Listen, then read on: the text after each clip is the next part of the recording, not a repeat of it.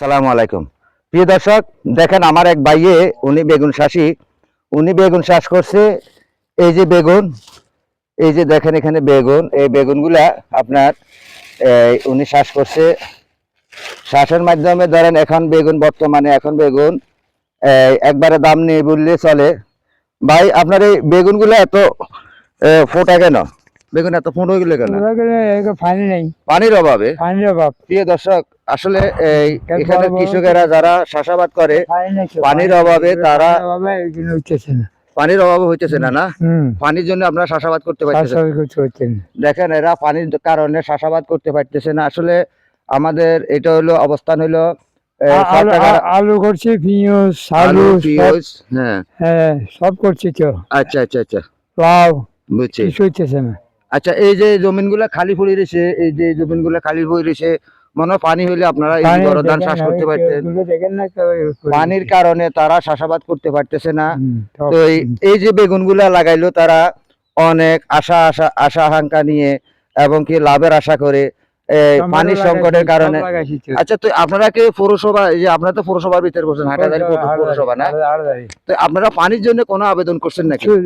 আগে করছি, দিবি দিবি বলে বলছে, পানি দিব দিব, মানে তারা একটা আশ্বাস দিছিল, নলকূপ বসানোর জন্য আশ্বাস দিছিল, কিন্তু এখন পর্যন্ত কোনো খোঁজ খবর নেই। প্রিয় দর্শক, আমার এই কৃষক, উনি একজন প্রান্তিক কৃষক, উনি এখানে বেগুন চাষ করছে ওই সাইডে।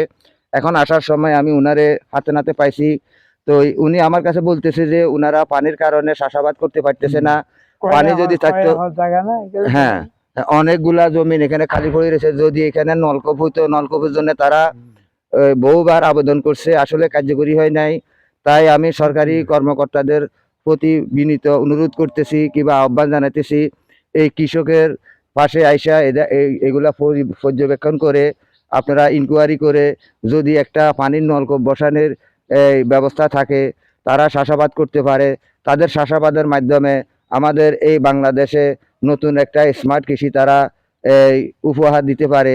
তাদের জন্যে আপনারা যেন একটু সহানুভূতি হন। এটা হলো চট্টগ্রাম হাটাজারি আদর্শ গ্রাম, পশ্চিম পাহাড়তলি না, পশ্চিম পাহাড়তলি। এখানে অনেক কৃষকে আছে। ওই যে ওইদিকে যে জমিনগুলো দেখা যাচ্ছে, ওই জমিনগুলো সম্পূর্ণ চাষের আওতায় চলে আসবে। তাহলে আমাদের এই দেশে আর কোনো সবজির কিংবা আমাদের কৃষিক্ষেত্র অনেক উন্নত হয়ে যাবে। যেমন এখানে বেগুনগুলা দেখেন, এই বেগুনগুলা কিন্তু হয় নাই, এগুলা সম্পূর্ণ ফোটা হয়ে গেছে। এই বেগুনগুলা এখানে ফোটা হয়ে গেছে, দেখেন প্রিয় দর্শক, এই বেগুনগুলো ফোটা হয়ে গেছে, এগুলা নষ্ট হয়ে যেতেছে, তারা চাষাবাদ করতেছে না।